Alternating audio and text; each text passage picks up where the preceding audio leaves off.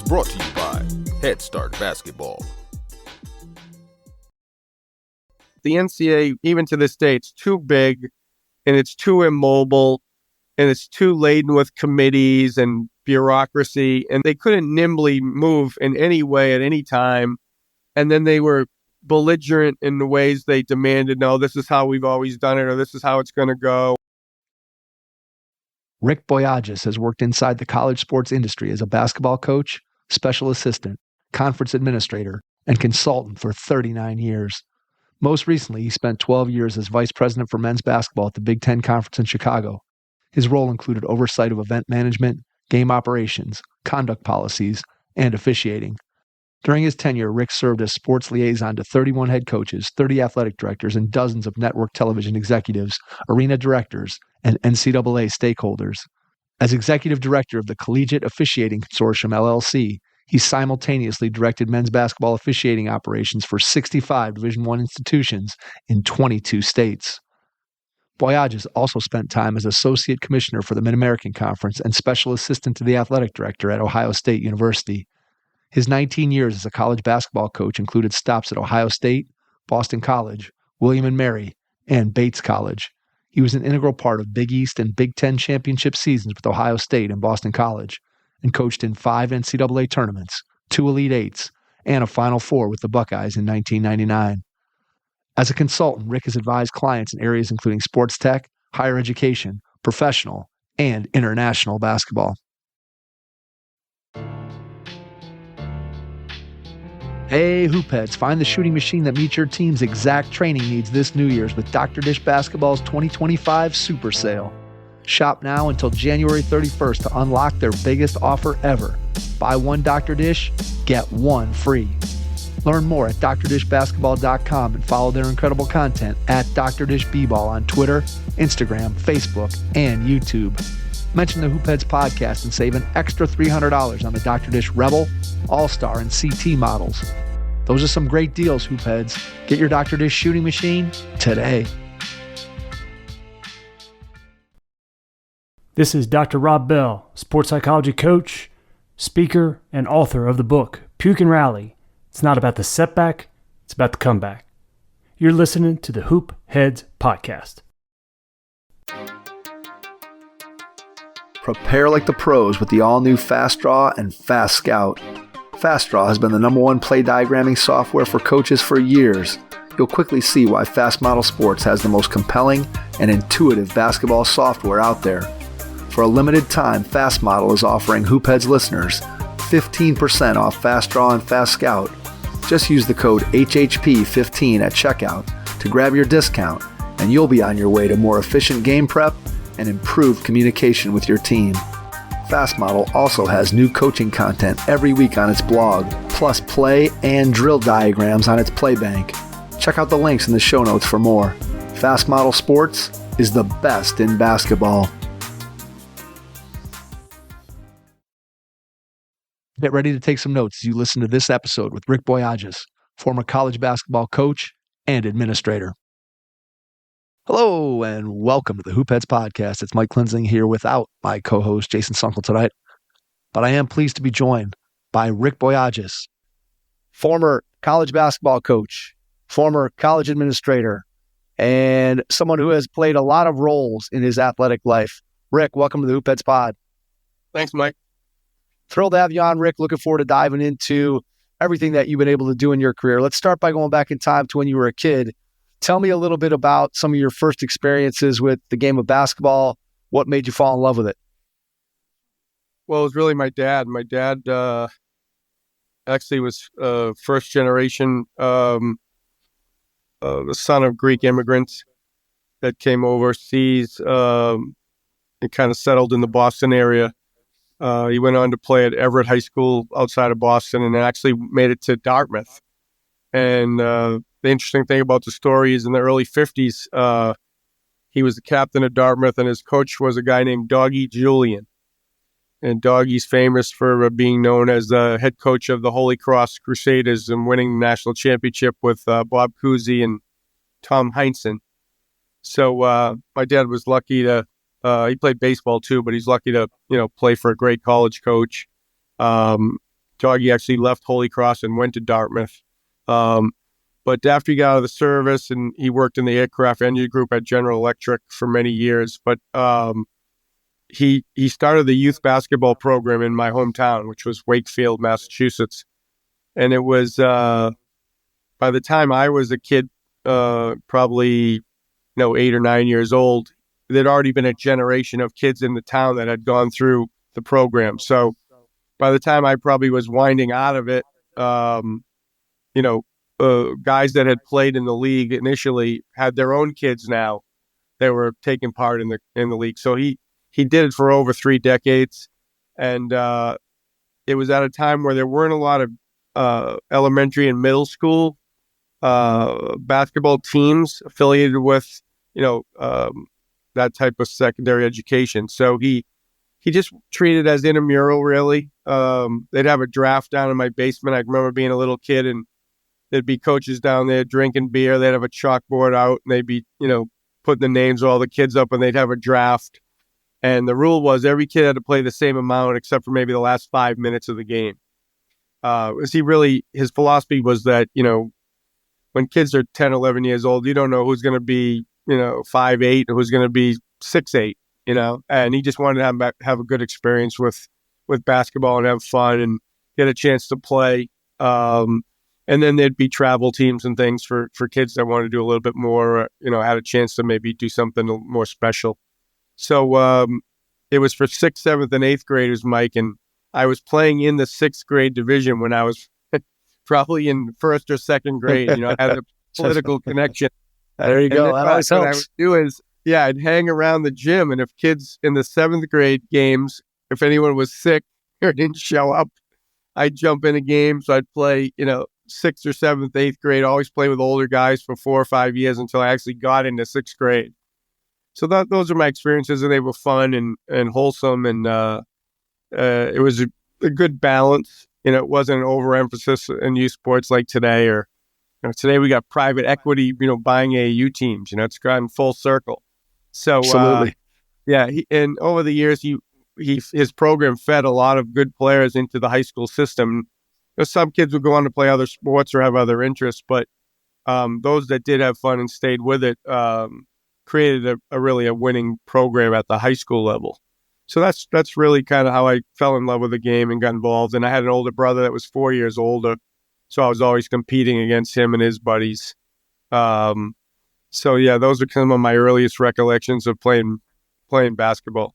When you think of your dad and you think of who he was as a coach and how he went about his business, what do you think are 1 or 2 things that stuck with you, that influenced you, that sort of became a part of you when you became a coach?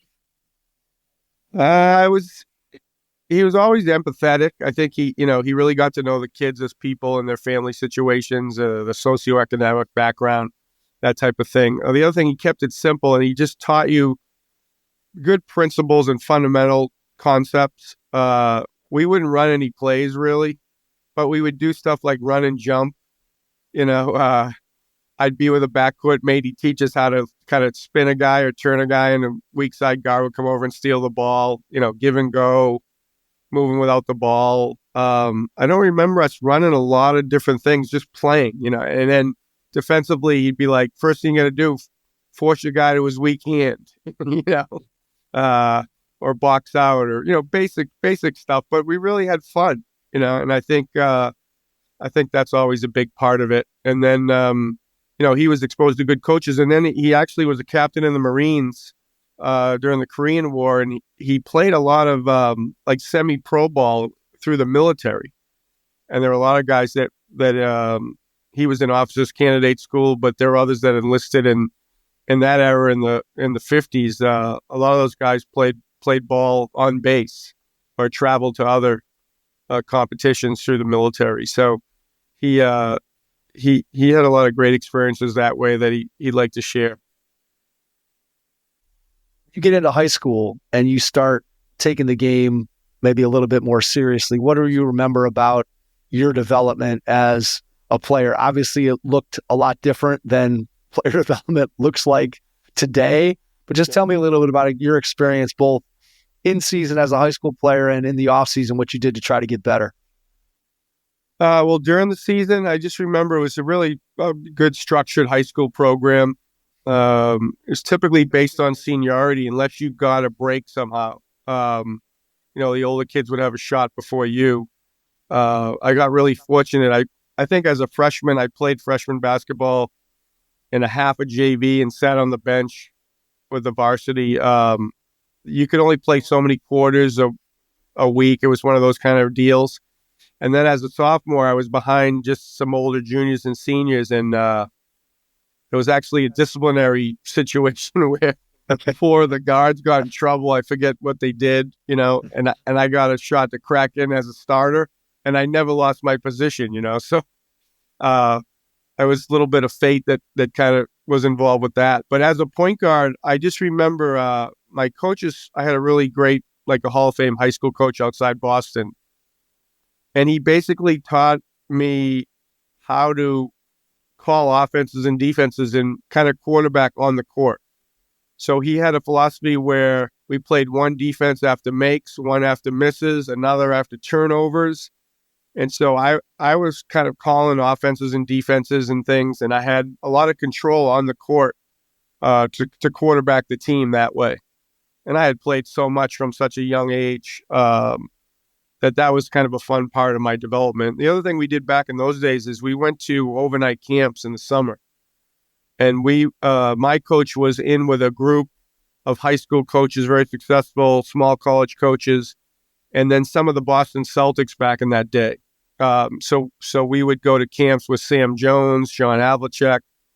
We would bus up to Maine and stay at an overnight camp at a small D3 school. We'd take a 5-hour bus ride.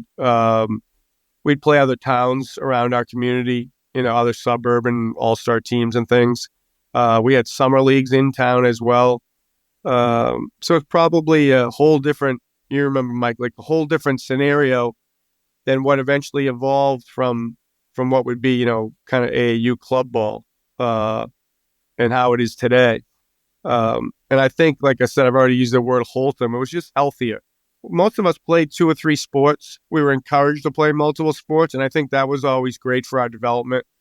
When I was a small college coach, I used to teach sports sociology, and I remember one of the textbooks was it was kind of a case study on superstar athletes. The Wayne Gretzky's, Larry Bird's, whole host of athletes, and they all played multiple sports growing up, and they all talked about they avoided burnout that way. They used different muscle groups, and they also learned fundamentals in different sports that they could apply to basketball once they decided to specialize, or ice hockey, or whatever their niche was once they got to be about 15 years old, and they felt like this is either the sport I love the most or the one that physically my gifts match up best as far as advancing from this point. Yeah, absolutely. I mean, that's totally a different scenario than what we have today, obviously. I mean, kids to play 2 sports now for most kids is really, really difficult. And then you talk about in the era when you and I grew up, we're talking about there were a lot of 3-sport athletes, and now it's just with the year-round sort of requirements almost to be able to just the price of admission is you almost have to play year-round just to be able to be a part of it. And so it's definitely a different era when it comes to that. And I like the word wholesome. I just think that when I look back and reminisce on my experiences in the game growing up as a kid, I just feel like I played a lot of times just up at the park, at the playground with older guys, just with people in my neighborhood. I grew up just like you, playing in a community league where, again, you're just playing with other kids that live within the confines of your city. And, now we're driving kids around, hours at a time to find games. And there's some positive to it, but there's also, I think, a lot of just challenges that we spend a lot of time and money as parents for something that we probably got just as much, if not more, out of the experience that you and I had back in the day.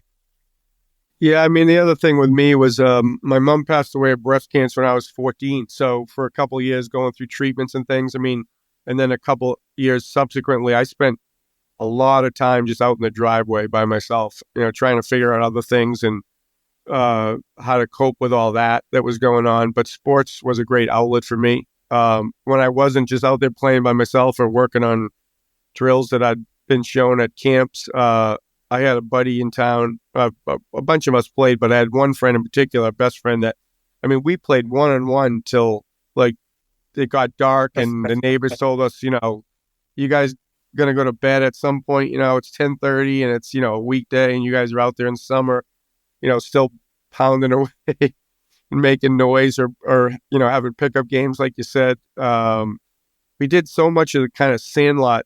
They use that term with baseball, but in those days, we just got our own games together a lot of times too.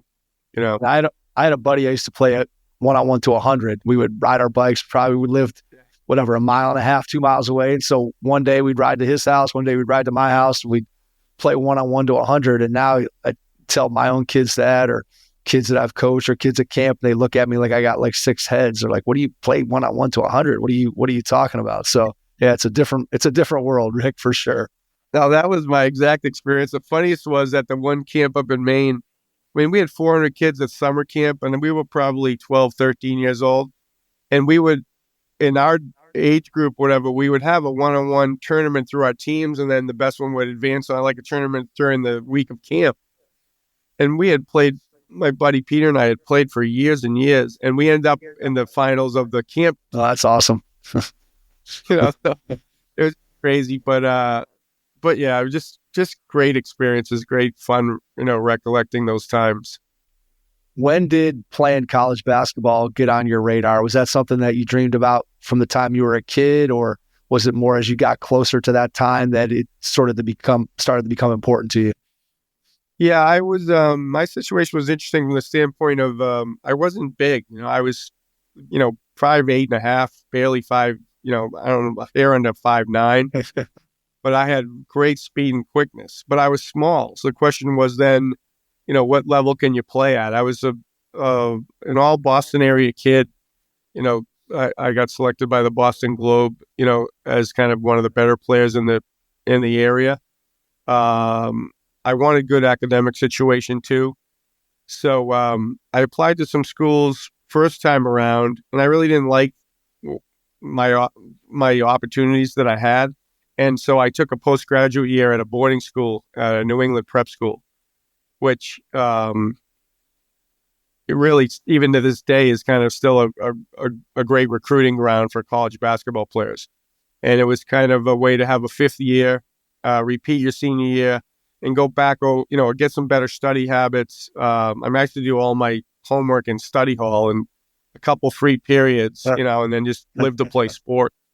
So at Northfield Mount Hermon, which was a really good private school, we had 90 postgraduates. It was one of the largest boarding schools in the country, and it was really like a college freshman team. So I played basketball, captained the team there, and I also played tennis actually there. But that was a great kind of redo of my senior year. And then I was kind of between the Ivy League and the small Ivy League, and I just came to the realization that I just wanted to play. One of the things that happened with me because of the story I told you about my childhood was I always started. I never once in my entire life came off the bench ever, really, and I figured I had 4 years to play, 4 years of eligibility. So why wouldn't I want to just max out? A lot of my friends and people I played against, would throw around the D1 term. But to be honest, I even tell people this day, there's probably 3, 4, 5 divisions within Division I, So yeah, what absolutely. does it really mean? You know what I mean? And so I was recruited by some Ivy League, but a lot of the small Ivy League in New England. So I ended up in that league. I was a starting point guard at Bowdoin College in Maine for 4 years. Played every minute of every game. And I used to kid people. I would say, from our all-scholastic team in the Boston Globe, who were the 2 players that played every minute of every game in their college career in that era? And it was, me at Division III and Patrick Ewing, at Georgetown. There you go. I always say, you only get 4 years to play, or you might as well max out, Absolutely. So the other thing I would tell kids is go one level below where you aspire to play. And you'll probably just, you'll be able to walk in and compete immediately and have great success, and now it's interesting because you see, a story like Duncan Robinson, who was in the same league at, Williams College, decades later, but actually found a way to go from T3, up to the Big Ten even. And with NIL now, they're not recruiting freshmen anymore, a lot of these people. So they go and prove themselves in the D2 ranks or the low D1 ranks and move up from there. So even the recruiting's changed dramatically with NIL and the transfer portal. Yeah, there's no doubt that that's had a huge impact on the college basketball landscape, just in terms of the tenor of conversations that I've had on the podcast with different coaches over the 6 years we've been doing this thing. And obviously you go back to when we started and NIL and the portal didn't exist. And now you think about the impact that those two things have had. I mean, it really is incredible. Sometimes I think about the job that college coaches have to do today and just the way that they go about doing it and how different it is, certainly from the time when you or I were in college as players, and certainly for a lot of the time while you were coaching. Completely different in terms of thinking about building a team and saying, hey, we got a really good freshman class, and this group, we can wait for them to mature. And by the time they're juniors and seniors, wow, we're really going to have something. And now it's almost a year to year. I've got to create a whole new team with bringing in players out of the portal, but also having players that go into the portal for whatever reason. And so it's certainly become a very challenging profession. When you think back to your time in college, what were you thinking about as a career when you went to school? Were you thinking coaching already at that point, or was that something that didn't really get to you until, hey, looking around like my playing career is over now, I want to figure out how to stay involved in the game? What was your thought process as you went into school? No, I really did want to coach. I mean, it was really my goal. And then what I did was all throughout my prep school and college years, I worked camps all summer long, 7-8 weeks of camp.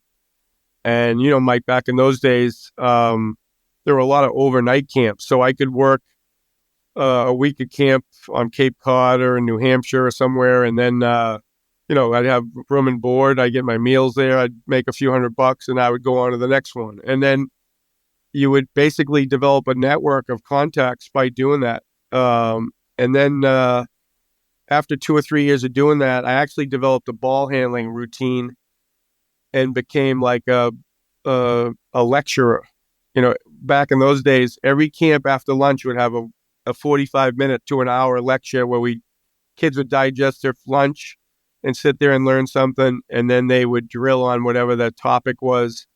And then go, do some other drills and play some games in the afternoon and at night. The morning was all fundamental drill stations.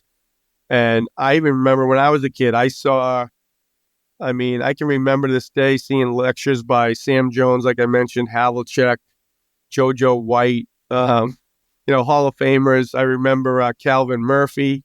I was at a camp, Brian Winters, Paul Silas, all kinds of Hubie. And then on the coaching side, it was far back like when Hubie was coaching, Rolly Massimino, Patino when he was very young. I was probably a counselor then. I used to actually, Rick would see me at so many camps. He had this one-on-one stick he would do. He would do his clinic was one-on-one basketball, like mine. And a couple years later was ball handling. Other guys were, before Dave Hopla, what's his name? George Lehman was the shooting expert.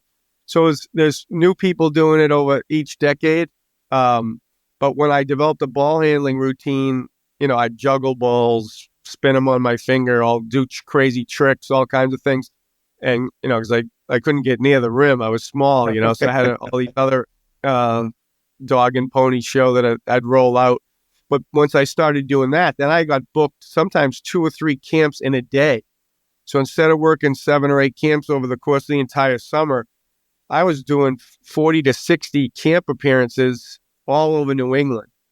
So by that time, I knew everybody. And then my first job was right out of school was a D3 assistant's job at Babson College in just outside Boston. And then I did that for just a couple years, and I was very lucky. I interviewed for a D3 head job at Bates College in Maine and somehow got the job at like age 24. And then you and I talked about this in a previous conversation. When you're a D3 head coach, you do the laundry, drive the van, you wash, when you're not washing uniforms, sweep the floor, you do the recruiting, the scouting, the film work. It's a great laboratory for being a young coach. And so I did that, and I did that for 4 years and still maintained my network all throughout New England, still did lectures in the summer and things. And then I actually started to coach internationally because at D3 at that time, they didn't have huge budgets and they really didn't want you out recruiting a ton, and there wasn't an AAU circuit, so you had to rely on waiting for high school basketball and maybe some summer league stuff here or there. So I coached in Africa, Czechoslovakia before the political changes and when the wall came down in 87. I coached a lot in Greece. I've still got some good contacts there. So I did all that, and that led me to Boston College, after 4 years at Division III. So yeah, but I knew I wanted to be a coach, and I kind of got involved in the game in the summers while I was attending college. And then I remember they hired me at Bates College, and the president, actually it came from the College of Worcester, a guy named Don Harwood.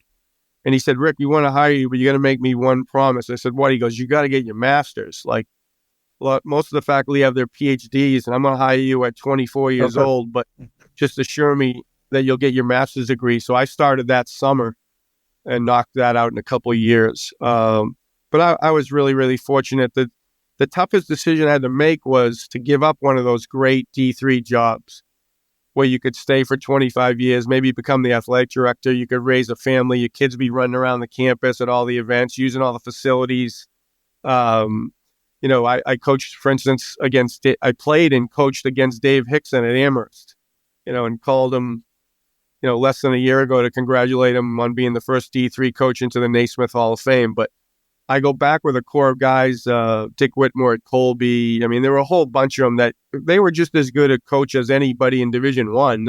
They chose that lifestyle.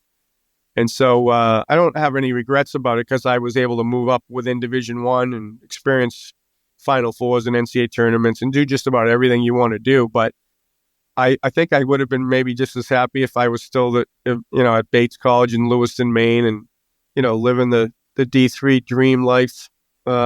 It's interesting. A lot of guys that offer that, I have a lot of respect for that. What was the transition like from that first assistant job at Babson to becoming a head coach? Obviously, at that point, as you said, you're very young. You've got a couple years under your belt, but still comparatively to the amount of experience that most coaches have when they get their first head coaching job at the collegiate level, you were relatively inexperienced. What was that transition like for you? When I think back, I really don't see it as anything problematic. I was just so excited and enthusiastic about having the opportunity, and I think, we were able to win. I was able to move the needle a little bit on the program. But the very first game I ever coached, Mike, was against my alma mater. It was Bates Bowdoin, and in Maine in Division III, there's Bates, Bowdoin, and Colby. They're all great small Ivy League schools. And so I think it was a home game. I think we won, and a local newspaper beat writer was like, "Do you feel bad, beating your alma mater in your first game?" And I was like, "Feel bad?" I'm like, "I'm undefeated. That's like that's like beating your brother in a backyard basketball game. Do you feel bad for your brother? Absolutely not. There's no way. Well, it was this little gym that held about 800, and we would gym 1,200, 1,400 kids in there. It was insanity. I mean, it was a blast. We had a lot of fun. And then because I was traveling internationally, like I took my team to Prague, one winter actually during a Christmas break. So you're able to do a lot of different things. I also coached tennis and golf, and I taught that class I mentioned earlier, taught an academic class. So I did some other things. But it was a great training ground, and I think that's really what led me to get offered a position with Boston College, which was my next stop. And I was from Boston, and I actually asked the president, I was only in it 4 years at D3, Mike, and I asked him for a sabbatical because at the time, Jimmy O'Brien was the head coach at Boston College, and they had come off only 2 1-win seasons in the Big East. And the rumor was, he was going to be let go. It was a lot of pressure on him. And days before the Big East tournament, tragically, his wife passed away from complications with Hodgkin's disease. And so I think the AD was in a position where he's like, how am I going to let this do that? Yeah. Young daughters, whatever. So I think the trade-off was they told him he could stay on a year, see how it goes, but he had to make some changes with his staff.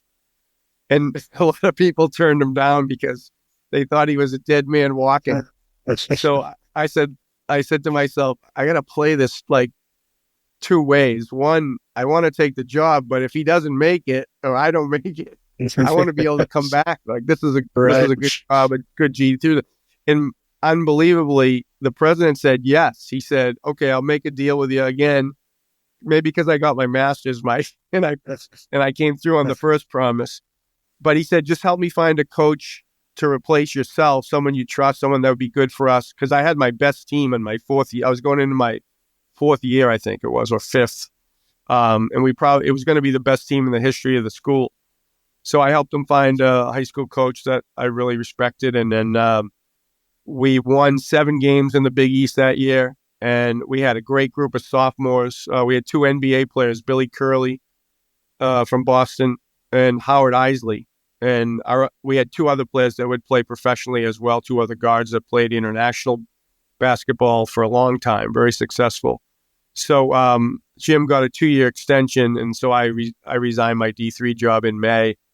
And I was so lucky that I had a president like that was, even willing to consider such a thing.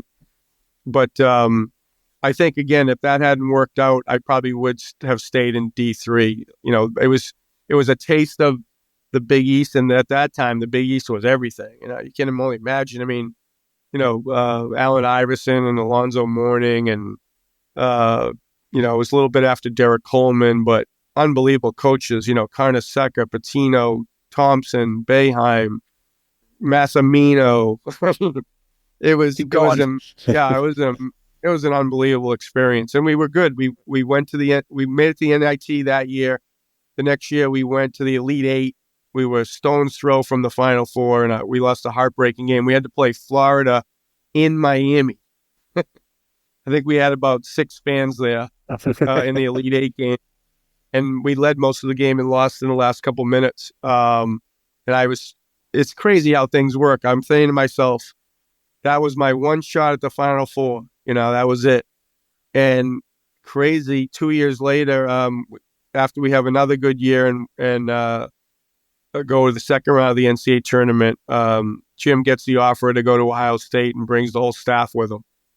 And our first year was abominable. We won 8 games. We were, horrendous. But we laid a foundation of, discipline and expectations, and developed a culture there. And we were lucky. We inherited a couple good players, and then we brought along Scooney Penn from Boston College. And somehow we went from 8 wins to 27 in the Final Four in 99. And I'm looking at it and I'm saying to myself, I thought that game in Miami with Boston College would have been my last gasp.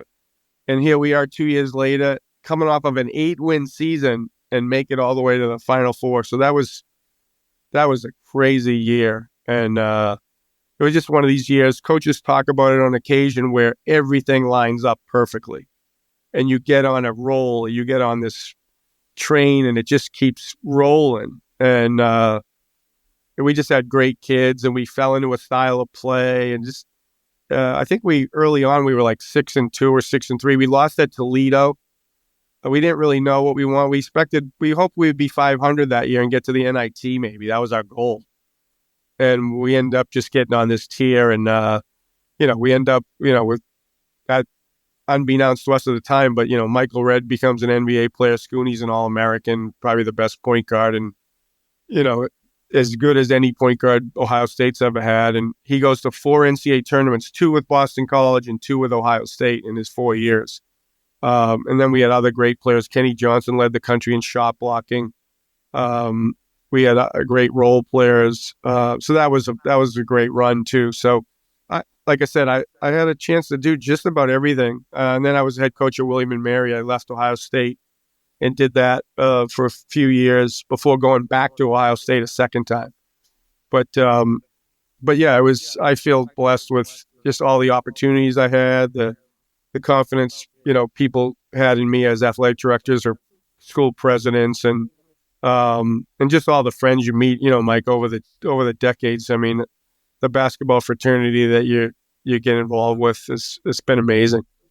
Yeah, there's nothing more special than that. And it's just amazing, again, how close-knit the basketball community really is. It's something that, I think I knew that before I started the podcast, Rick, but in all honesty, just the connections that I've been able to make through this thing, and then the number of people that know somebody that knows somebody that I know somebody. And it's kind of incredible when you really start drawing the connections between people, how close-knit the basketball community is. And kind of going along those lines, talk a little bit about your relationship with Coach O'Brien and what going from, okay, you get the job at BC and you guys are there and have that success, and then take that, and as you said, the entire staff to Ohio State. So just talk a little bit about both the personal and the professional relationship that you had with Coach O'Brien. Well, it was interesting in that our staff, we organized ourselves probably a little bit differently. I was one of the 3 full-time assistants, but I was the kind of the X and O guy.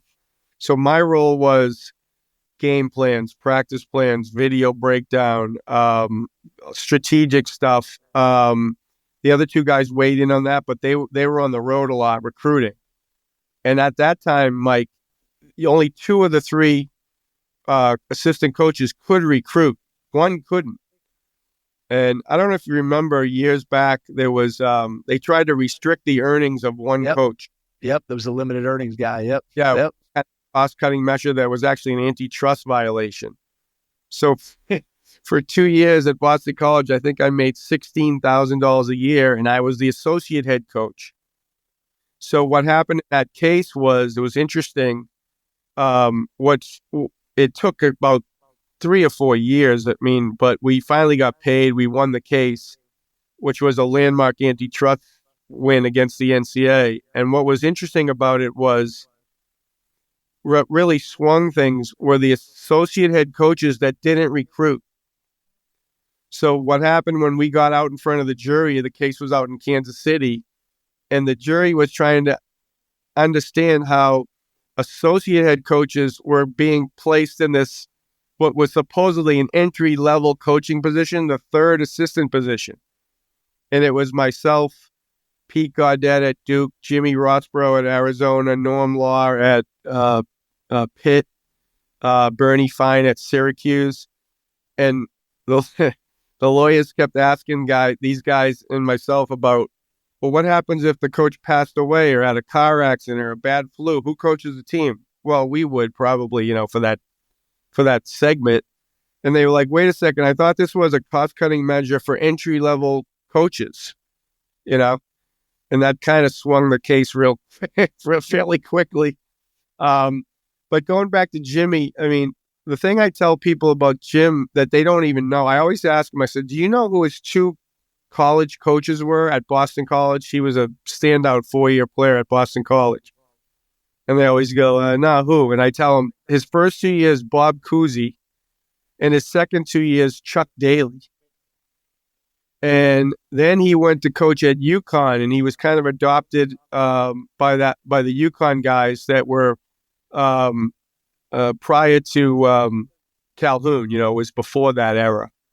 And D. Rowe was a legendary UConn coach, and Don Perno. He was just a genius basketball guy, a former point guard, unbelievable basketball IQ. And again, kept it pretty simple and had a real good feel for the players. It was a really, what, people refer to player coaches, Jimmy was that type. And then the other thing I tell people about Jim, they didn't realize, he played in the ABA.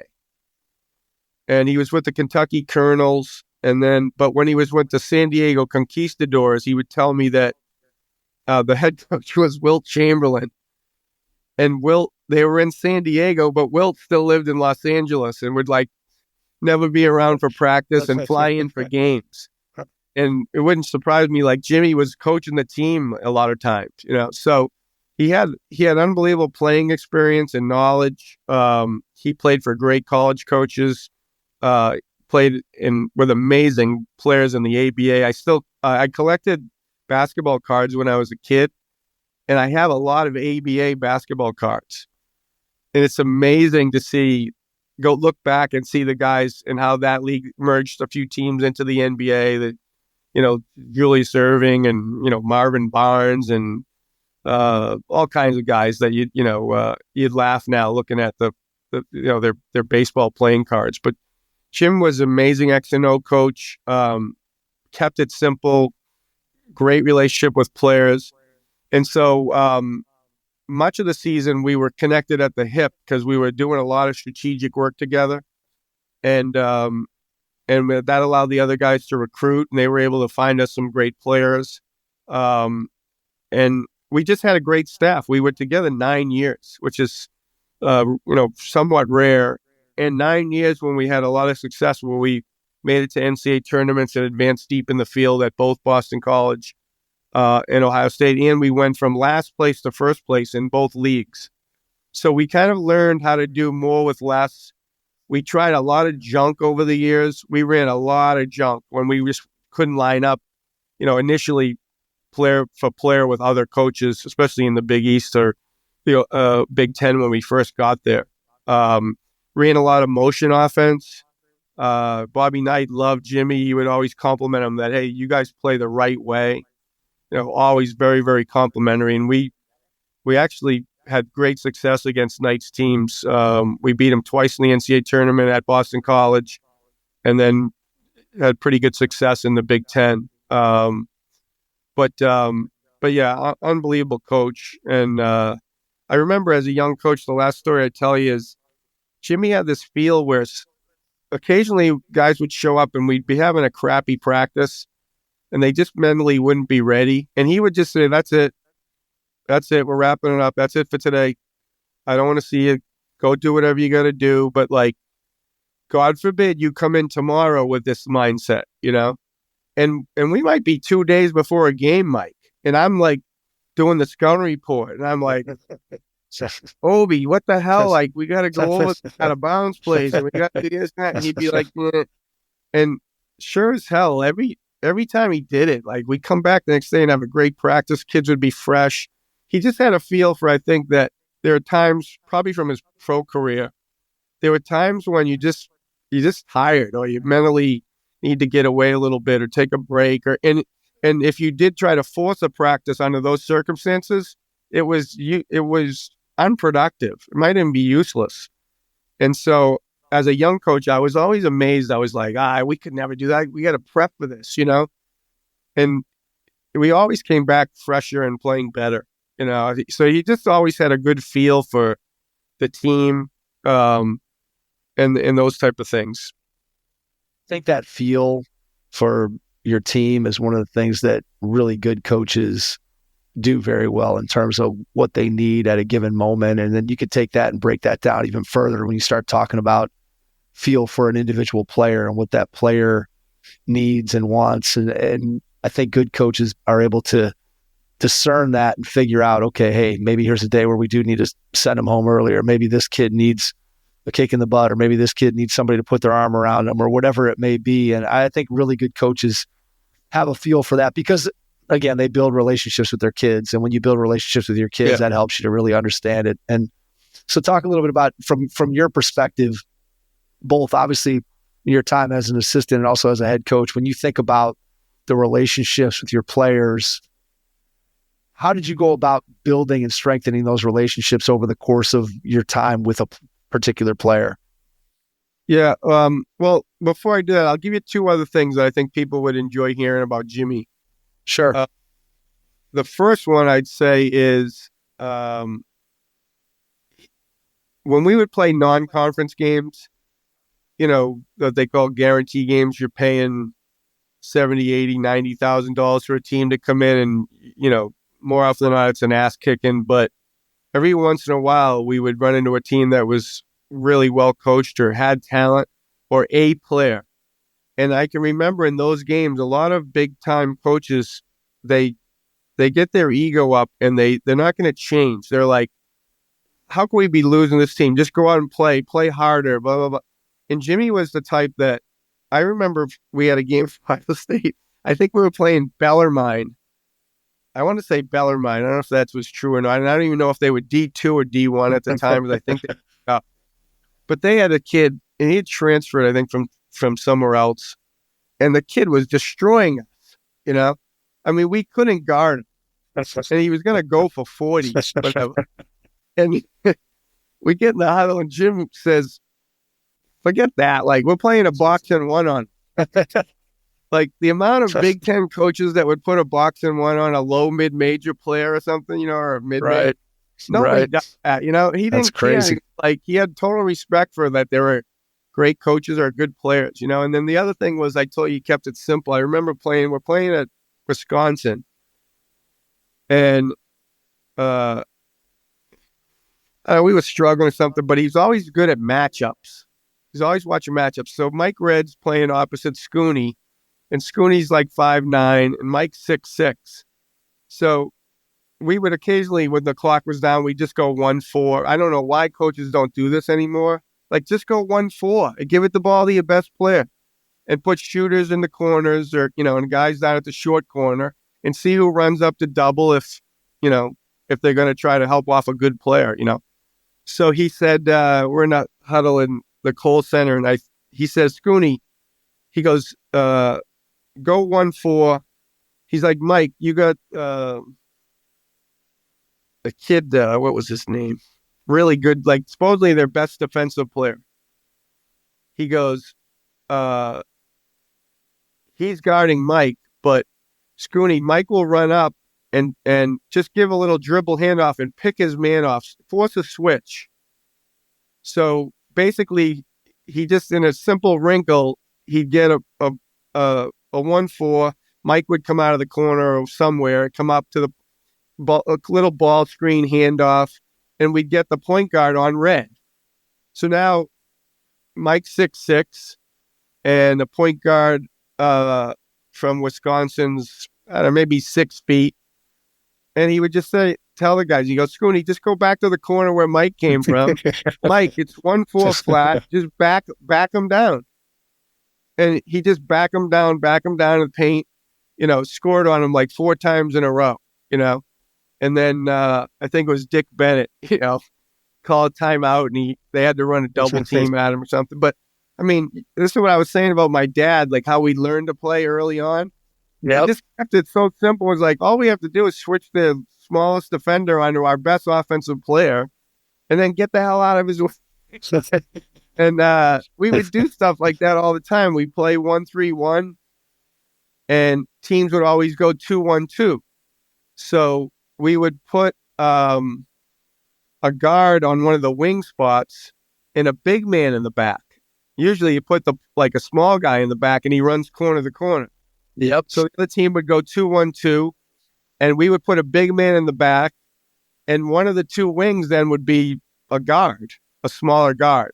Well, if they threw from wing to corner on that side, we would X the guy through to the other side, and we would basically start playing a 2-3 zone. Mm-hmm. And what would happen is he would teach the kids how to, within 1 or 2 passes, basically match up to them perfectly. And in those days, it's probably the same now. I mean, people run man-to-man offensive sets and zone sets. And I remember definitively we did it at Seton Hall one year at Boston College, some kind of junk. And the point guard would call a zone offense because he saw a zone. And then within 2 passes, we were playing man-to-man. And then he would call a man-to-man set. And then we go back to the zone again. There was just cat and mouse. And PJ Carlissimo starts screaming from the sideline, just play.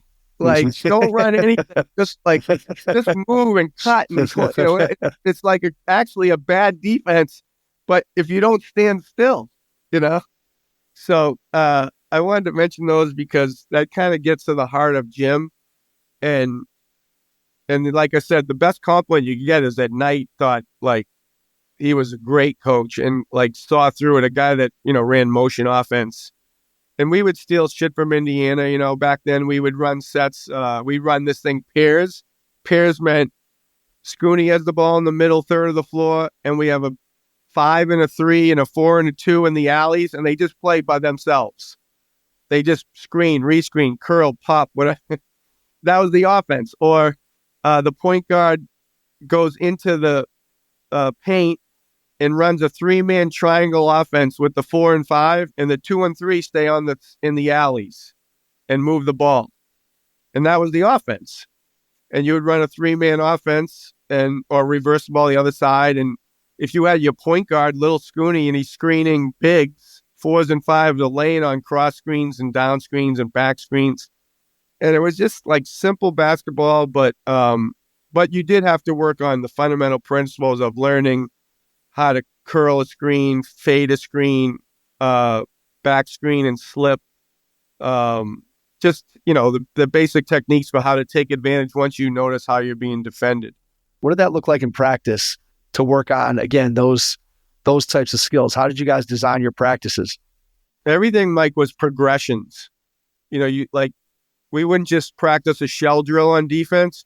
We'd start with 1-on-1. Then we go to help and recover, 2-on-2. Then we go to 3, weak side help. Then we go to 4. And then in a 4-man box shell, then we turn it into a triangle. We'd work 1-2-1. And then we would pass around the perimeter. Then we'd pass on the perimeter and we'd say, okay, you can cut. And we'd try to have our cutters face cut over the top. And then we teach our kids to deny that and always make the cutter go behind. And then we would include dribble penetration. So like whether it's offense or defense, everything was built from 1-on-1 up to 5-on-5. And then same with concepts of motion offense. We'd play just 3-on-3 basketball. We'd run a triangle offense where the point and 2 low post guys are off the lane. Then we'd invert it. We'd play with 2 guys on the perimeter and we would run things. We had an offense, we just back screen the passer. That's all. Whoever passed the ball was going to receive a back screen from 1, 2, or 3 players, usually 2. And then that leaves you people to swing the ball to the other side. Every single time, it sounds simple, right? Every single time a player passes the ball, he's going to receive back screens from some other players unselfishly on the team. And if you weren't the player catching the pass, obviously you couldn't screen. And the other 2 of the 5 players, passer, receiver of the pass, 2 guys would then screen the passer. So there's your 5. You know, so, and spacing, if you're going to do that, you have to have great spacing. And the thing we did a lot was we always tried to keep the ball in the middle third of the court. So there's no strong side and weak side. The defense has to play both of those 2-man games or whatever your offenses are. They can't cheat and play 5-on-4, 4-on-3, 3-on-2 and load up on the weak side. And then because we did that, I would scout teams and we would sometimes switch at the 1, 2, 3, sometimes at the 1, 2, 3, and 4, and sometimes all 5 positions, depending on what offenses the other team was running. And if it wasn't a good, well-run offense, strategically, we would just outnumber it. You know, we'd flood the weak side. You know, and just a lot of junk that probably came out of playing when we just weren't as good and we're trying to compete against great teams. Coaches, Game Changer is making your game film more valuable than ever. New this season to Game Changer, Film Room allows team staff to analyze full game videos, add comments to specific moments, and quickly share feedback with other coaches, team members, or families. The #1 youth sports app automatically skips downtime in the game film, condensing event video into active play so you can focus on the moments that matter. The best part? It's completely free for coaches. Download Game Changer now on iOS or Android and take your coaching to the next level with Film Room on Game Changer. Game Changer. Stream, score, connect.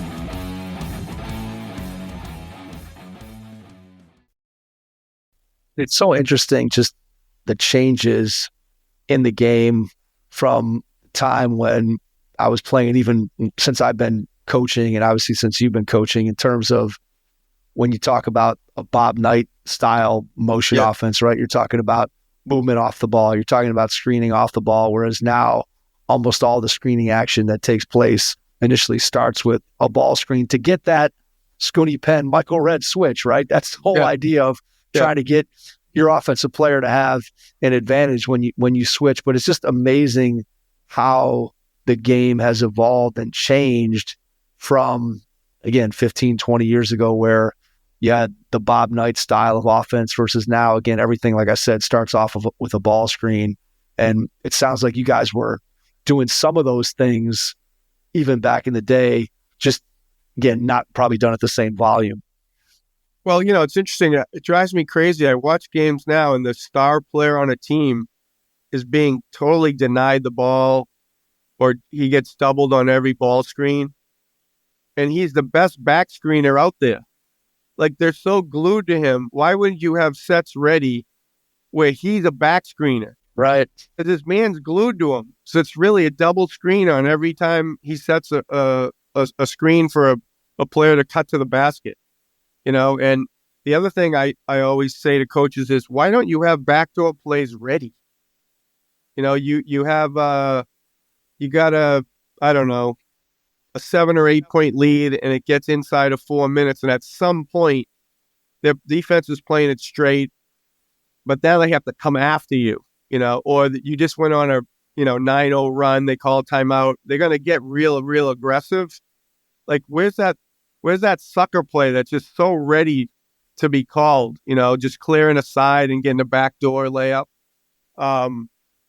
Great coaches still do it, but I don't, it's just like, again, it's, you wonder what is the training ground for coaches coming up the ladder, or were they recruiters, or, in the NBA, no surprise, a lot of those guys that became good coaches were video guys. They came up through the video room, where I think is still to this day is the great training ground for being an X and O person, whether it's offense, defense, special situations, anything. If you're not breaking film down and stealing things from, I laugh. I was coaching the Czech national team back in 1987 through like 91. I've been over there a few times. When it was communist, they were one of the top 5 teams in the world in the Olympic ratings. And when I coached the team, we had 3 7-footers. It was a great basketball team, but it was behind the Iron Curtain. And crazy shit would happen. Like, one day a guy got a bloody nose. They took him over to the training table, Mike, and laid him face down. And the trainer started karate chopping the back of his Achilles tendon. And I'm looking, and I said to the interpreter, what the hell is he doing? And he goes, he says something to the trainer, and he turns back to me and he goes, pressure point. And all of a sudden the kid's nose stops bleeding. And I'm like, holy shit. Like, because you go over there thinking you know everything about basketball. The Americans are the greatest, and they're doing deep, they're doing double sessions with deep tissue massage. There's no ice. You can't even find an ice cube in the country. They drink beer and it's cool, but it's not, they don't like ice cold things, So you learn things like that. But the reason I brought it up is we were playing in a tournament in Sweden. It was the Czech national team, the Swedish national team, the Polish national team, and Kansas State University. And guess who the coach at Kansas State is? This would have been 1987. Oh, man. So are we talking Mitch Richmond was there? He's still coaching a great Division I program today. And I'm trying to think who would have been there. No one ever guessed. It was Dana Altman. Yeah. Okay. Yeah. So Dana's the young coach, head coach at Kansas State, and we're running a set that I'd never, like, the Czechs taught me the offensive set. And we score 3 3-point shots on the first 3 possessions of the game. It's 9-0. And it was like a reverse action thing where you swing the ball one way, say right to left, and then the low post center was a giant 7-footer. He comes up and sets a flare screen for a 3-point shot, but he bananas out in such an angle wide that the defender on the ball has been trained to jump to the basketball. So on the pass in that middle third of the court, he jumps to the ball. And every time he jumps the ball, we had cleared out the backside, and the 5-man comes up and runs a flare screen for a 3-point shot. So this little guard on Kansas State gets annihilated by a blind back screen side flare screen on the first 3 possessions. And we'd been running in practice, but we were running against each other. So they knew they knew the set. So I'm watching from the sideline, and it's 3-0, 6-0, 9-0. And Dana's screaming at the kid, "Get over the screen." And the kid screams back at Dana, and he goes, "I'm jumping to the ball. Like, you taught me to jump to the ball. And now you want me to go opposite? Like, I'm supposed to, my man passes it to the left, and I'm supposed to go to the right? Like that, we don't do that." And so I was like, holy shit, like, I think we could make an offense out of this. So I bring it back to Boston College, and we put it in, and then we build off of it. And we create an entire offense around this, which initially was like a secondary break. We would run it as a secondary break. And we called it check. So for years, we called it check. And the players, when I see them 25, 30 years later at Boston College or Ohio State, they still think it's CHECK, check. Like, that was just right. And I'm like, I tell them the story now, 25 years later. I'm like, guys, you know why we call that check? I said, because that was stolen from the Czech national team. It was actually CEC, But again, like, there's no original, there's very few original offenses or defenses or, and being a video guy or being tasked with trying to come up with game plans and practice plans and drills. The other thing we did was we never took practice shooting drills in spots on the floor that weren't part of our offensive sets. So that the footwork, like on that situation where you would flare to a 3-point on the weak side, you would repeat the footwork so often that you were used to catching the ball, up near your shoulder as you were moving left to right, catching and then, grounding yourself and going up into the shot or driving from that position or whatever, So I don't see that as much too when I go watch shoot-arounds. For 12 years, I ran basketball in the Big Ten, so I'm at games 3-4 days a week. I'm at practices.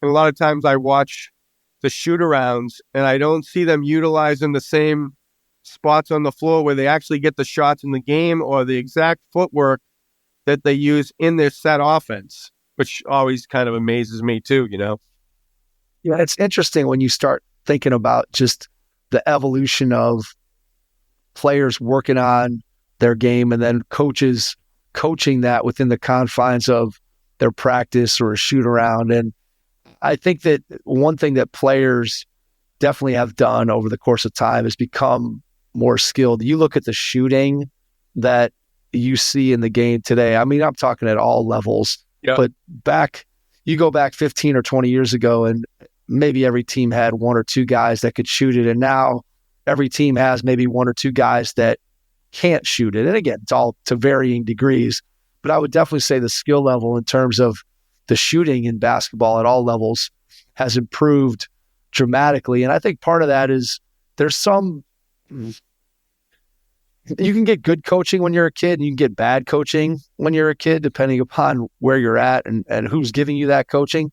But I think for the most part, when you look at the way kids shoot the ball, you see very little variance anymore. When you think back to guys that played professionally, you were talking about the ABA, but you think about guys from that era and the way that Jamal Wilkes, World B. Free, even Bird, the way they shot the ball, Magic, the way they shot the ball is not the way that you would, if you were going to design a textbook jump shot, those aren't the guys that you would look at. And yet they were all very, very good shooters. Whereas today you look at most kids shoot the ball sort of the same way within their own physiology. So it's just interesting, the evolution of the game and how much better the shooting has become over time. No, it's a really good point, Mike. And bringing up Europe, I mean, when we, in the 70s, 80s, 90s, like, we thought of European basketball that way because they just played in the gym all the time. Right. And they drilled and they drilled and they drilled. And in the 50s, 60s, 70s, 80s, we played in playgrounds. We played outside. Like, the Americans were known as one-on-one. Like I told you, we played hours and hours and hours of one-on-one basketball. Yeah, it was like improvised jazz. It was much more like free-flowing. And we didn't probably run a lot of set plays or things like, a ton of that stuff. And now it's kind of flipped where because of the AAU system and the club system and kids playing year round, they're probably in gyms all the time where the conditions that you can just shoot and shoot and shoot, and they have the gun and, different tools like that. But yeah, I mean, it's kind of interesting now. I agree with you. There was even like, Mike Redd. I give Mike so much credit. Mike was not a good 3-point shooter in college, and he had this quirky, like, he brought his left elbow way up, and he had like a slingshot.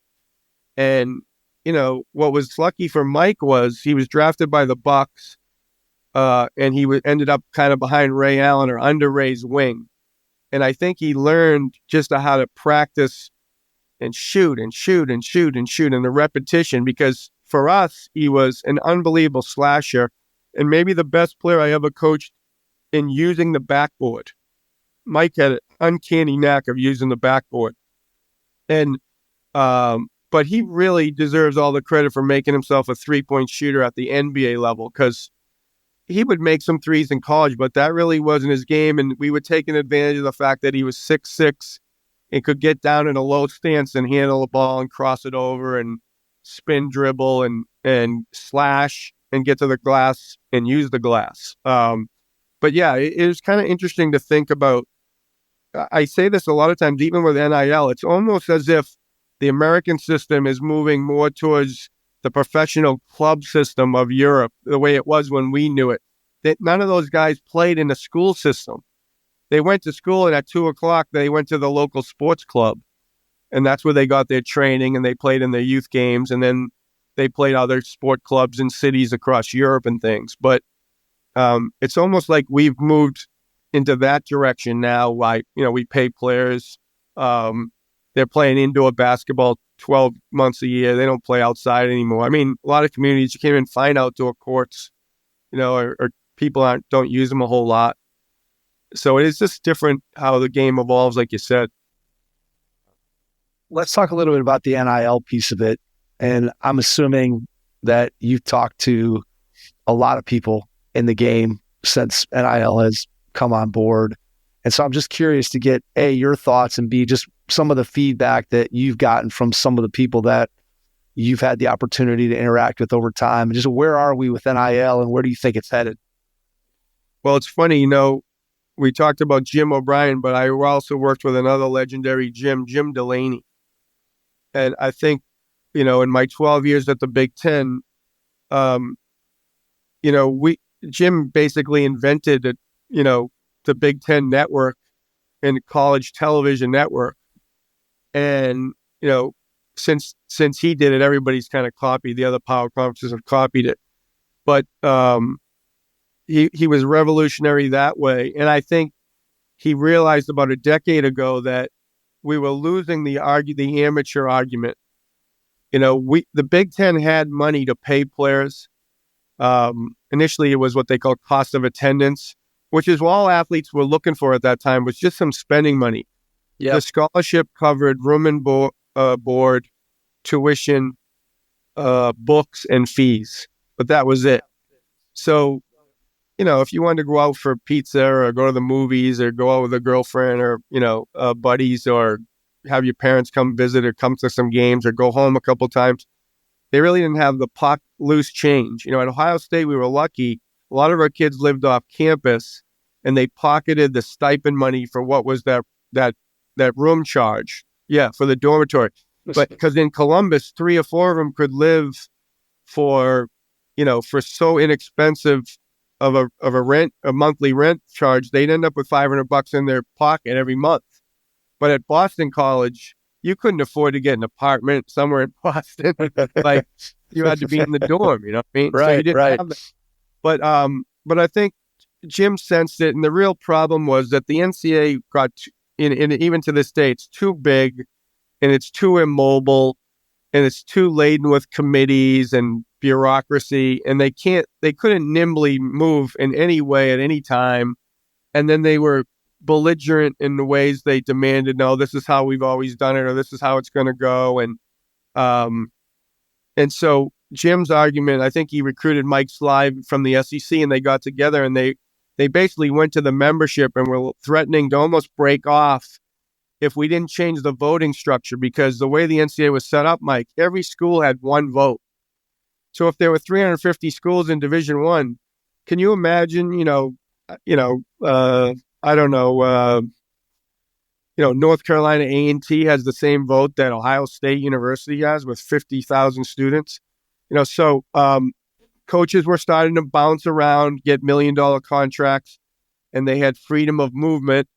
And then we were putting millions into Taj Mahal of athletic facilities, and the kids weren't getting anything. I mean, they might have got a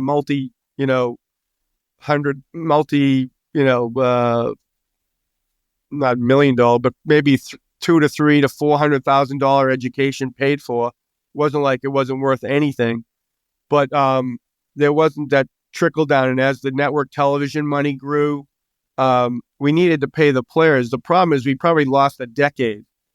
And so finally we did get permissible voting through it was Power 5 at that time. And we got in cost of attendance, and, they used a formula for it. So maybe the top Division I athletes were getting $5,000 to $8,000. And if they were doing it in the Mid-American, they could do nothing, or they could do $800 or $1,500, but they didn't have to match the Big Ten. But we lost kind of the public sentiment as to what the kids, should get as a piece of all this growth and development, and, obviously the money, and so that was kind of the start of it. And now they give even some Alston money, for academic performance. But we just lost a lot of ground. We lost 10 or 15 years where people now all of a sudden weren't even talking about the value of an education. And what a 4-year degree is worth, and how it impacts you over the next, 50 years of your life, in earnings and things. And the other funny thing is, when those kids wanted to work, the NCAA is telling them, you can't have any job, nothing. Right, exactly. You can't tutor a kid in basketball. You can't run a camp. But really what they wanted to do, they wanted to be influencers. It was all social media. They were like, you mean you get paid if you have 50,000 followers, that you get a check? That's really what they wanted to do. They didn't want to, occasionally someone would write a children's book or they could have autograph signings or things like that. But I can remember, Mike, they were selling Ohio State uniforms in the gift shop or the bookstore at the Schottenstein Center. And Scooney came up to me, and this probably would have been 98, 99, 2000. And he goes, Coach, I know my name's not on the jersey, but they're selling, that's my jersey with my number on it. Nike knows, like, they're either going to kids are going to wear my number or Mike's Red's number, and we don't get anything from that. And I was like, that's a pretty good question, Scooney. I really don't have an answer for you, And then you fast forward 15 years, 18 years, and you see how we got to this place. I think I like to think that if we could have got them, $4,000, $5,000, $6,000 cash in with everything else, we could have stayed on track. At some point, the network television contracts are so immense now. You probably couldn't have held it back, but you could have stemmed the tide a little bit as far as appreciating what an education means. Because now a lot of the kids are transferring to 2, 3, 4 places, and for the right reasons, they can immediately play. They don't have to sit out a year academically anymore. But Jim Delaney would reflect back when he played for North Carolina, and freshmen were ineligible. So it's just amazing how things evolve over time, and a lot of it's technology, and usually it's changed for the better. But people do get nostalgic for, a low post back to the basket center. They do get nostalgic for Mikhail or Elijah one every once in a while. See somebody with some post moves, right? I understand. There's no doubt about that. Yeah, the NIL landscape is so interesting to me. I look at it, and I try to go back and picture myself and what that would have looked like in terms of money, and just like you mentioned about the guys at Ohio State sort of skimming off the top of the of their rent payments. And I can remember living off campus my 2 years and being able to save some of that money. I remember I'd get $300 every year during Christmas break, and I would try to make that, I'd save $150, and every year I'd try to get myself buy a pair of shoes over Christmas break, for myself. And I think about how excited myself and my teammates were to have that, whatever, $100 or $150, and then trying to think about what it's like now, where guys are getting in. Again, we're talking about different levels of money depending on what the level of the school is, obviously. But I mean, if I would have been playing at Kent and somebody would have given me $5,000 for a season, I mean, that would have been unbelievable, Rick. I mean, I couldn't even trying to even fathom that is crazy. And then you hear the stories about guys and we're not even talking about giant schools, but guys who are getting, I mean, real money in terms of what you can do with it. And so it's to navigate that as a player, as a kid who's 18, 19 years old, and then as a coach to try to help those kids to navigate it, but then also to navigate it yourself, and then throw the portal on top of it, where if I'm not getting what I want at school X, then I can go and make that bargain at school Y. It's really a challenging landscape. And yet I still go back to, and I think you made the same point, that when I think about this whole thing in totality as a landscape, when you think about the fact that in the past, coaches could take a job, recruit a kid, get a better offer, leave, immediately go and coach, have that bigger salary. Now the kid who was recruited there by that school, by that coach, suddenly if that kid wants to leave, has to sit out a year. And so the system was inherently unfair to players. And I think you made a great point about the runway of it went from 0 to 60 in such a short period of time. Whereas if it had had that 10-year run up, probably could have been figured out in a much more organized fashion, as opposed to sort of the Wild West that we have right now, if that makes any sense. Yeah, no, I totally agree with you. And even the rollout of this, I mean, we still don't have any federal legislation, so the states have different laws. They're finally kind of getting it's almost like the IRS has threatened the collectives that you're not nonprofit. So if donors want to contribute, they can't write that off. But there's still going to be a lot of litigation ahead. It's going to take another, I don't know, I really think it'll take 6 to 10 years to sort it all out. We don't know the impact of Title IX as they start to distribute this revenue. We don't know the impact on Olympic sports. It'll be interesting to see just how it shakes out, whether the conferences keep expanding. Football will be the experiment. I think they're not really aligned with the NCAA as far as the CFP, and they can break off into their own federation at some point and decide how big they want to be or how much you have to pony up to be part of that club. And depending on the success or growth of that sport, basketball will probably be watching. And then it'll be interesting to see, if that would be something that sport would then, take some lessons from what they see football do and see how, that might work. But yeah, it's just really been interesting to follow all that.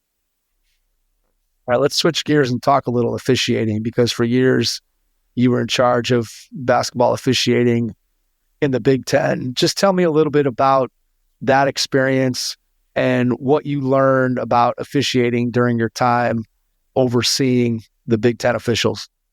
Well, when I was associate commissioner for the Mid-American Conference, every league typically has a coordinator of officials. So I worked with a guy named Sam Licklider. He was an older ex-Big Ten ref. And, as a basketball coach for 25 years, you know what a good call is and a bad call. But I didn't know any of the what we call mechanics of officiating. I mean, I knew there were 3 guys. I didn't know how they rotate positions. I didn't know the coverages.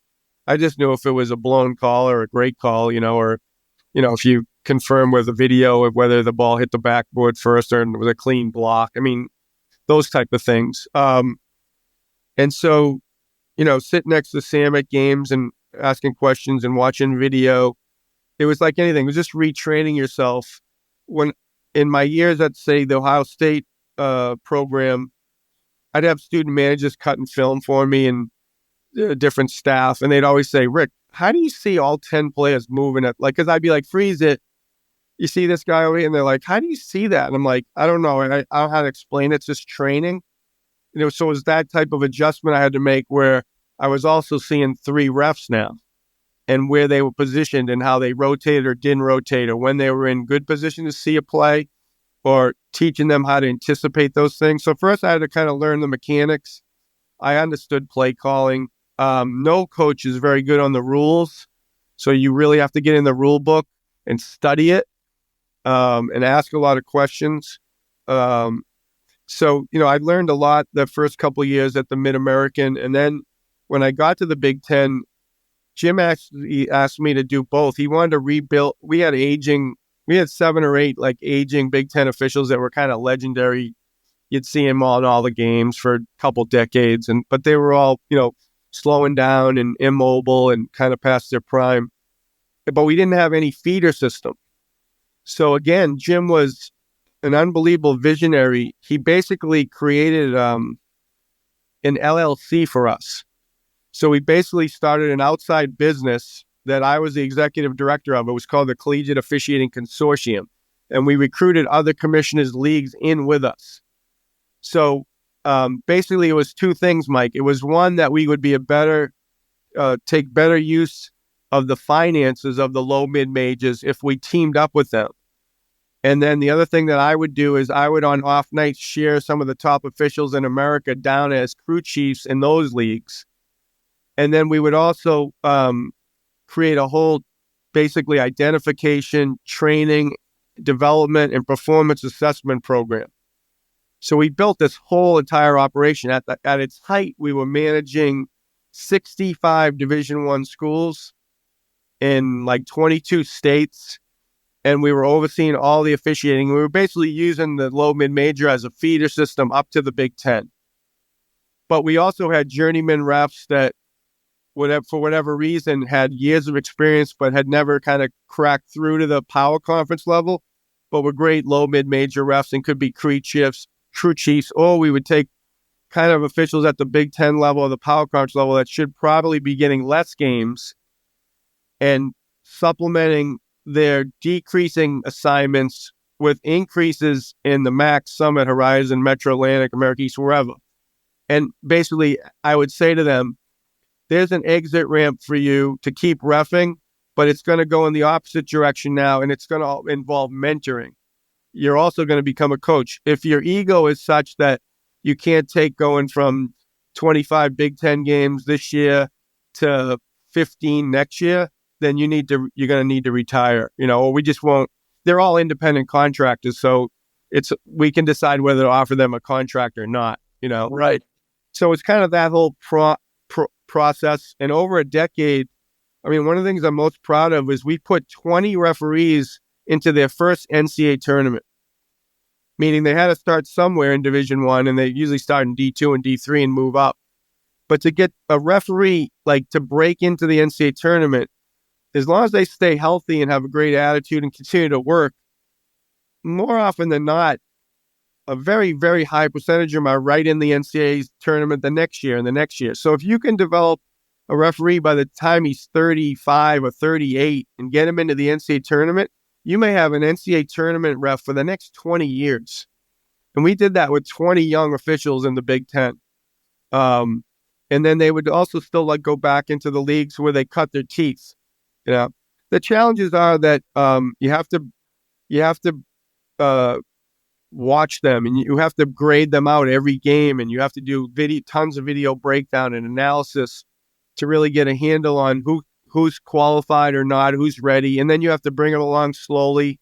I would take a young ref and give them 5 or 6 non-conference games, and some of those guarantee games I protect them with a couple veterans, because the coaches will always come at you as who the hell is this guy? I never seen him before, And on occasion it gets comical. I remember I had a young ref, Tyler Ford, who was breaking into Division I, but also in the NBA training ground, and they were really high on him.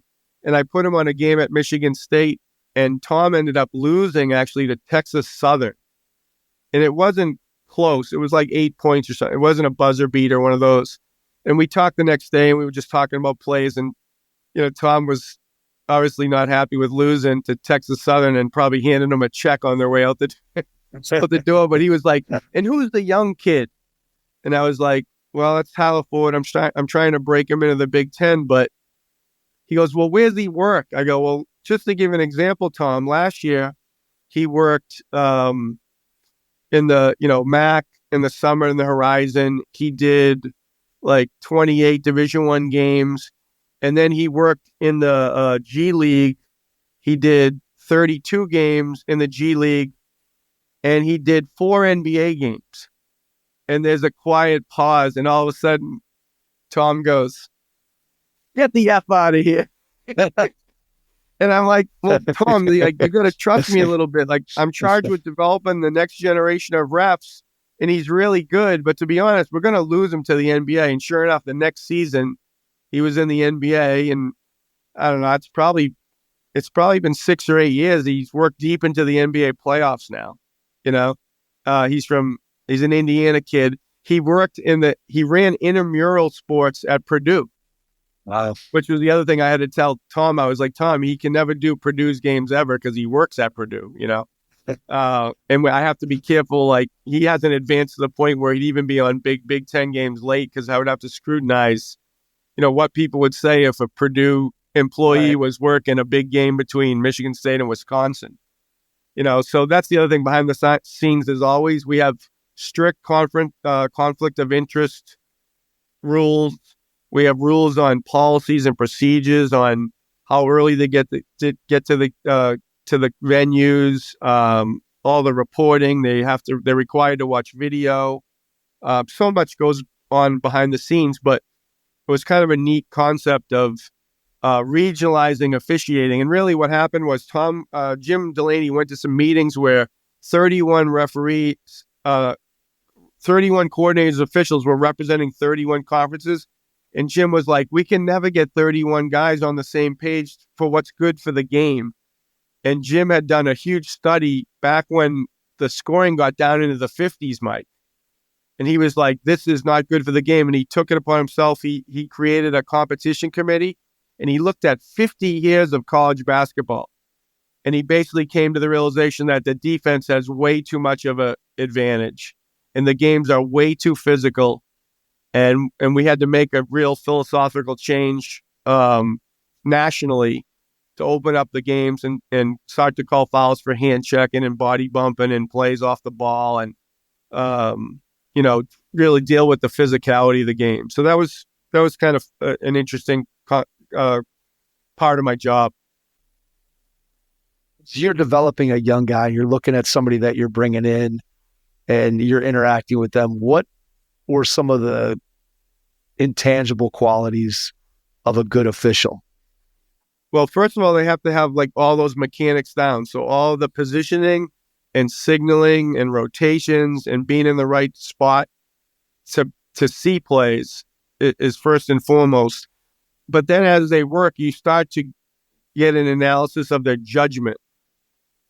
And I would tell them, it's like having a college degree. Now you're starting on your master's, but these guys that have been veterans, work in the Big Ten or the ACC or any of the power conferences, they've got like PhDs. Not only do they do all these things from a fundamental level, but now they understand the nuance of the game. They match plays up at each end.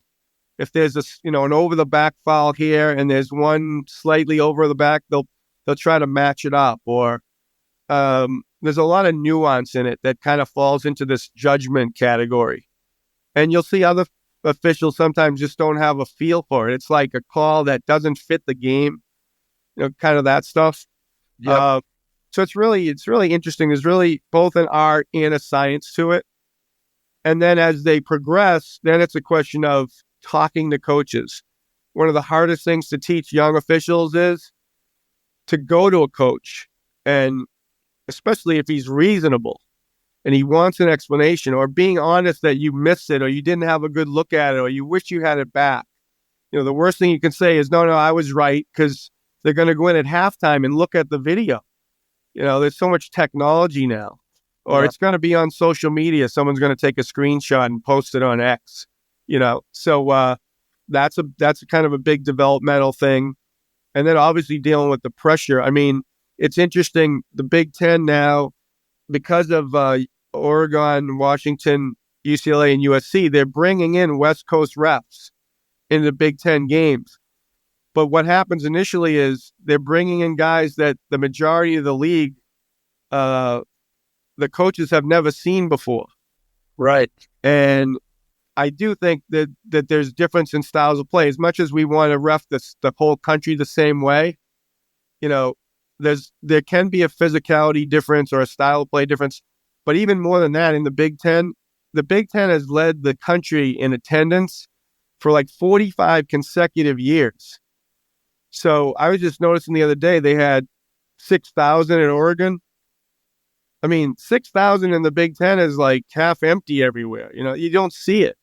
I mean, it's even bloodthirsty at Rutgers and at Nebraska, sold out arenas. So there's pressure that comes with that. And every game in the Big Ten is nationally televised. So there's scrutiny everywhere, and millions of people are watching the games, and you have to be able to deal with all that pressure, night after night after night. So those are kind of the hurdles that even great young refs have to kind of get over. Well, that makes a lot of sense. I mean, I think, right, the ability to have confidence in yourself. First, you have to have, as you said, the mechanics down and be able to have that feel, and then to be able to have the confidence to, A, back up your call, but B, be able to admit when you make a mistake. Sort of like just about anything in life. Probably that's probably an apt description of just about anything. All right, we're coming up on an hour and a half, Rick. I want to ask you one final two-part question. So, part one, when you look ahead over the next year and you think kind of about what you're doing, where you're at, what you've done, what do you see as being your biggest challenge? And then the second part of the question is, when you think about what you've gotten to do in your career, what you're going to do, what brings you the most joy? So your biggest challenge and your biggest joy. Well, I think the challenge for me now, I've shifted a little bit. I do some consulting. I'm working with some tech firms. I do some kind of quiet basketball analysis for coaches behind the scenes here and there. Sometimes a lot of these guys, even some of the great coaches, they just want some feedback from someone outside the program. Yep. Usually they acknowledge what they're seeing is accurate, or to kind of bounce a couple new ideas off of them. But this year I joined the faculty at Denison University, so I'll be teaching a leadership theory class in the spring. I think the challenge for me right now is at 62, in working with young college people, can I be relevant generationally? Yes. I'm not the greatest on technology. I mean, I lived for years in a video room and video editing and some of that tech, but AI and things like that, that's new to our generation. And, we're trying to figure out, Excel spreadsheets and some basic stuff, like me trying to get on this program on my laptop. I've got 3 daughters that are all, relatively recent college grads. So they help me out a little bit. But I think it's just that, they basically hired me as a practitioner in the sports industry, to go onto campus that's laden with professors with PhDs and try to give the students some real life advice about networking, interviewing, the grit you need to, after you hear no, dozens of times, to keep kind of plugging that, trying to find that, at least the first internship or the first job. It'll be interesting to see, as my experience on campus, how can I give them some lessons, but still try to be relevant to, what they deal with, in the here and now, for what they all face. And post-COVID, it's a lot of things, there's a lot of mental health issues and there's a lot of things going on. So I think that's probably the challenge. And at the same time, I get a great sense of benefit from just, again, like giving back. Or at this stage in my career, I've done just about everything. I feel like, there's certainly things I regret or things I would have liked to have done. But when I look back overall from the standpoint of 40 years in basketball, I've coached at different levels. I've experienced horrible seasons and championships and a Final Four. And multiple NCAA appearances. I've been on the administrative side where I'm looking at officiating, or I'm the liaison to head coaches, advocating for coaches and rule changes, and the way they select teams for the tournament, all kinds of things. I've coached internationally, so basketball's been unbelievable to me and continues to be. I'm going to do some work in Athens in April at a camp overseas, but it's time to give back. It's time to kind of share a lot of the stories that we got to talk about, and I really appreciate being able to reminisce and tell some of those stories, or to try to get people to understand how good a coach Jimmy O'Brien was, or what an amazing, visionary Jim Delaney was with regard to the Big Ten, the commissioner for over 30 years. So I think that's probably the best answer to your question. Absolutely. That's very well said. Before we get out, I want to give you a chance to share. How can people reach out to you, get in touch with you, whether you want to share email, whatever you feel comfortable with. And then after you do that, I'll jump back in and wrap things up. Yeah. These days, probably the best is just LinkedIn, just trying to, connect through LinkedIn, and then, depending on what, people are interested in chatting about or whatever, see how it goes from there. It's easier then to share phone numbers or email addresses. But I think most people are on LinkedIn these days, or know what it is. The other thing is, you can probably find me, just through Denison University right now, or just like us, word of mouth, Right, exactly. I know I told you you always said you want a couple recommendations too of people to have on the program, and I think I got a couple people that you'd really enjoy talking to. There we go. Well, shout outs to my daughter Meredith, who connected us. So again, Rick, cannot thank you enough for taking the time out of your schedule tonight. Really, really appreciate it. And to everyone out there, thanks for listening, and we'll catch you on our next episode. Thanks. Your first impression is everything when applying for a new coaching job. A professional coaching portfolio is the tool that highlights your coaching achievements and philosophies, and most of all, helps separate you and your abilities from the other applicants. The Coaching Portfolio Guide is an instructional, membership-based website that helps you develop a personalized portfolio. Each section of the Portfolio Guide provides detailed instructions on how to organize your portfolio in a professional manner. The guide also provides sample documents for each section of your portfolio that you can copy, modify, and add to your personal portfolio.